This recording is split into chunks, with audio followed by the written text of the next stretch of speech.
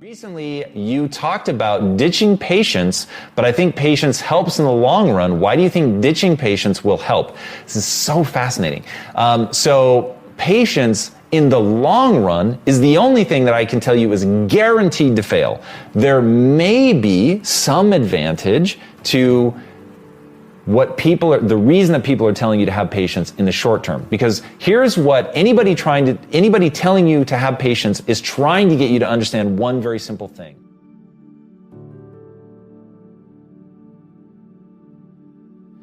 Whatever you're trying to accomplish, it takes a very long time.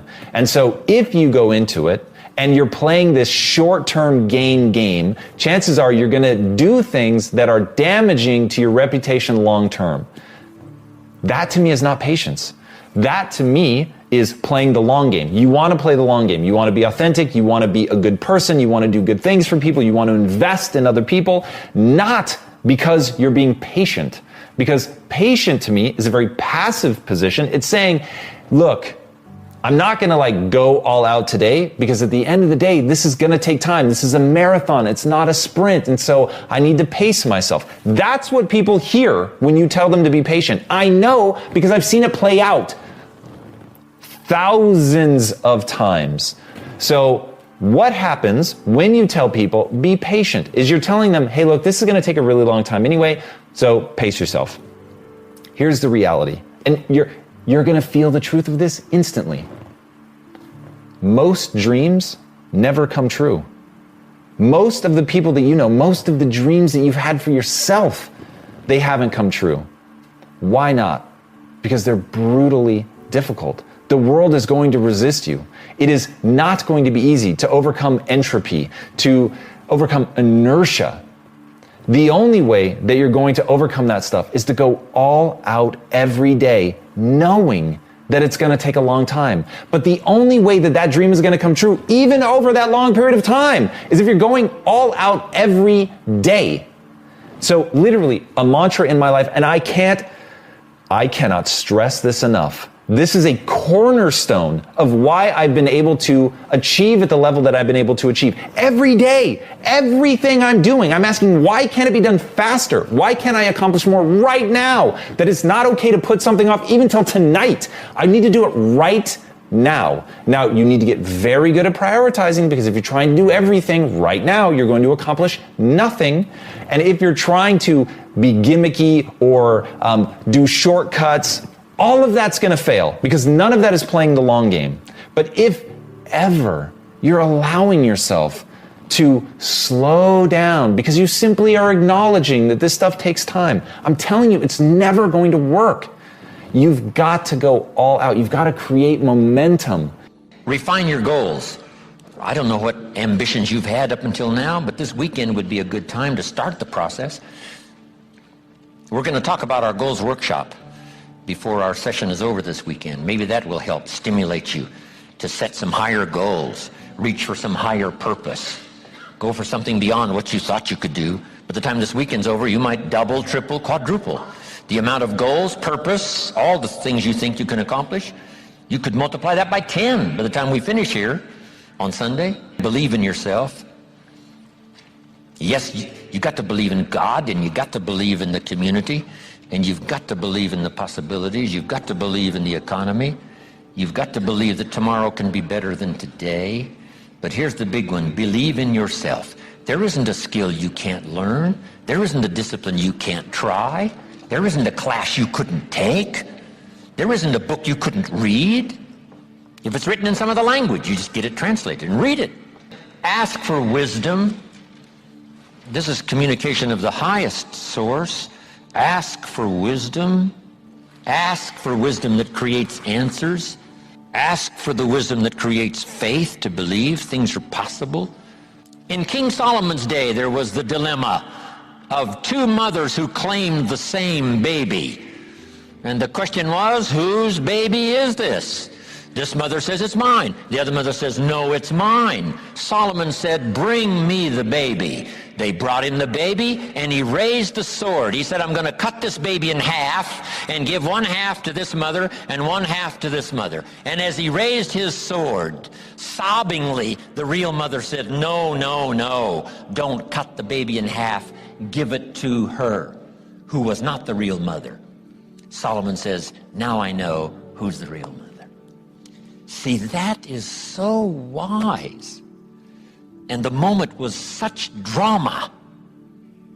But Solomon, the wisest of the wise, knew what to do to settle the deal. Ask for wisdom to deal with the challenges of today and tomorrow, to deal with the challenges your family brings you. Don't wish it was easier, wish you were better. Conserve your time. I must learn to do this. How much time have I got left? Not an unlimited supply. How many of these weekends can I do? Not 1,000, just a few, maybe a handful. Sometimes we get faked out. Bill Bailey says, the average person says, I got 20 more years. No, Bill says you got 20 more times. If you go fishing once a year, you've only got 20 more times to go fishing. Not 20 years. That fakes you out. I got 20 years. No, 20 times. See, that brings it right down to the real stuff. 20 times. How many more seminars like this? Not 1,000, a few, just a few. So would I mumble and stumble?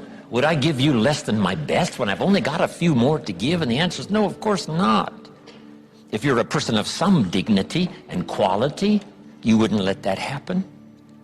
You guys have to understand that confidence is not something, and I've said this for so long, I've dedicated so many years of my life to getting this message out, but it's still not registering with a lot of people, all right? And I want to make this something that you cannot ever forget. You have to understand right now that if you wait for yourself to just naturally feel confident, and you look at other people and you see, oh, that person seems like they've really got their shit together, and they seem so confident all the time, and they always know what to do, and they always listen. You are confusing yourself out of the reality.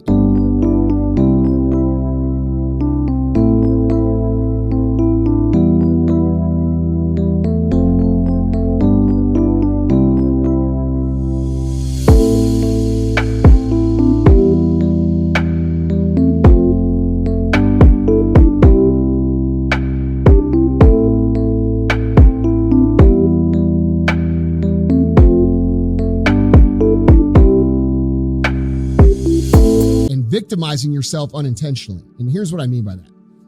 That person that you see who appears to have their shit together all the time, first of all, has probably earned the right to feel that way. Now, we all know some cocky fuckers who have never accomplished anything in their life but think they're awesome. And we see this a lot at like the lower levels, right?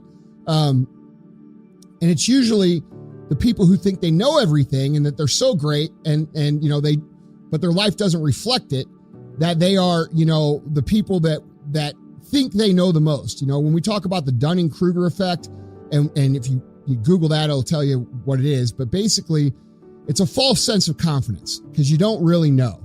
And right now we're seeing that a lot in society. You know, we're seeing a lot of people talk about a lot of shit that they fucking have no idea what they're talking about because their favorite celebrity or their favorite influencer who posts pictures of their fucking asshole on the internet is telling them to do that. Okay. So what does real confidence, where does it come from? How do we get it? And how do we make sure that we keep it? Well, here's the thing you need to understand, guys. When you do everything you can, when you, on a daily level, and this is why I talk about win the day, when you literally execute on everything that you could and you do everything that you can, you have no other option but to be moved into a place of confidence. And let me give you an example. Right now, I have a contest going on at my office, an 8-week transformation challenge that we're doing with First Form. We do this many times a year. But this time we're doing it in the office, okay? And I made a bet, that anybody in the office, and we have hundreds of employees, that beats me in the next 8 weeks for a transformation, I will pay $1,000 to. So here we are 5 weeks in, and there's a couple people who are doing really good, like really good. And I'm doing really good. I've done literally everything I can fucking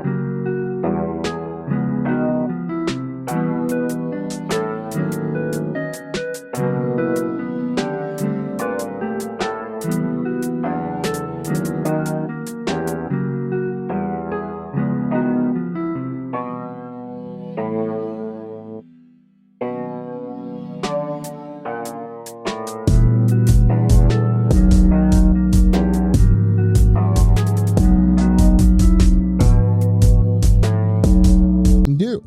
Okay, I've done every cardio. I've ate every piece of food perfectly.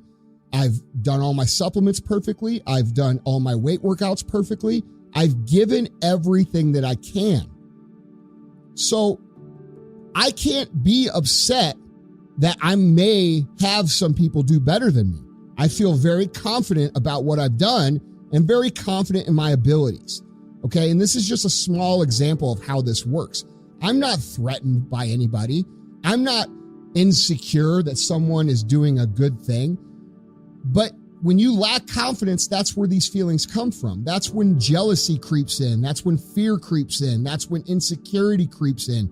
And that affects your anxiety levels and the way you think about yourself and the actions that you take. So the first step to curing this is understanding that what you put in, you will get out.